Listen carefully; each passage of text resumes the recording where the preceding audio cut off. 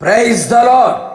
మొదటి వాడును కడవరి వారితో కూడా ఉండువాడును అయిన క్రీస్తు యేసు నామములో మీ అందరికీ కృపాక్షేమములు వెంటవచ్చునుగాక. ఈ దినపు యేసయ్య జీవపు మాట. యెషయా ప్రవచన గ్రంథం 41వ అధ్యాయం 10వ వాక్య భాగం. దిగులు పడకుము, నేను నిన్ను బలపరుతును. ప్రతిదినము ఆయన పాద సన్నిధిలో నిలిచి ఆయనకు అనుకూలముగా ప్రవర్తించుచు పరమునకు సిద్ధపడుచున్న యేసయ్య ఆరాధికులారా, ప్రస్తుతపు దినములలో అనేకులు ఆత్మీయులు కూడా దిగులు పడుచు ఉన్నారు.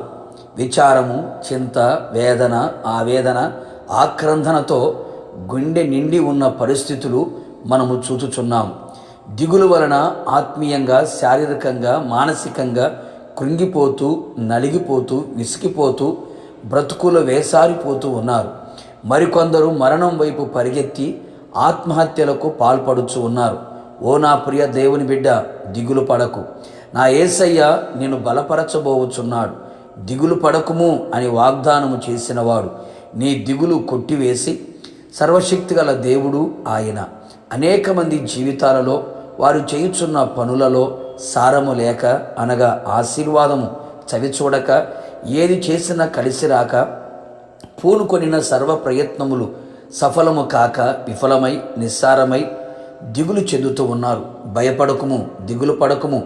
నీవు చేయు సర్వ ప్రయత్నములలో నా దేవుడు నిన్ను బలపరిచి సర్వ విషయములో నీకు మేలు, సమృద్ధి, ఆశీర్వాదం, సారము అనుగ్రహించును.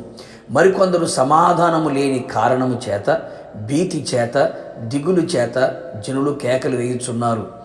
నిజమే, అనేక మంది జీవిత పయనములో మనశ్శాంతి కరువై, సమాధానము లేనివారై కుటుంబ జీవితం పతనమగుచున్నది.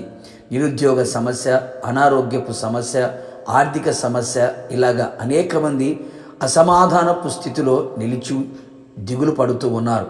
నా యేసయ్య నిన్ను బలపరిచి నది వలె సమాధానమును పారజేసి సరిహద్దులలో సమాధానము నిలిపి సమస్త జ్ఞానమునికి మించిన దేవుని సమాధానం నీ హృదయమునకు తలంపులకు కావలి కాయునట్లుగా చేసి నీ దిగులును పోగొట్టునుగాక. నీ నోటి నిండా నవ్వు ఉండునుగాక, నీ హృదయం ఉల్లసించునుగాక. మరికొందరిలో మరణ భయము చేత దిగులు, వణుకు పుట్టుచున్నవి.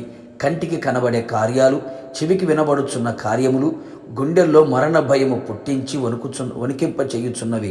భయపడుకునేస్తమా, నా యేసయ్య మరణపు ముళ్ళు విరిచి ఉన్నాడు. నీలో మరణ భయము పుట్టించే అపవాది బలమును నిర్మూలము చేసి నిన్ను ధైర్యపరచును. మనుషులు పెట్టు నిందకు భయపడి వారి దూషణ మాటలకు దిగులు పడుచున్నావా? ఏదో వదంతి విని హృదయములో దిగులు పుట్టుచున్నదా? దిగులు పడకు. నా యేసునాథుడు అన్ని విషయములలో నిన్ను బలపరిచి నిన్ను హృదయ ఆనందముతో కేకలు వేయినట్లుగా చేయబోవచ్చు ఉన్నాడు. నీ దిగులు, విచారమును కొట్టివేయబోతున్నాడు.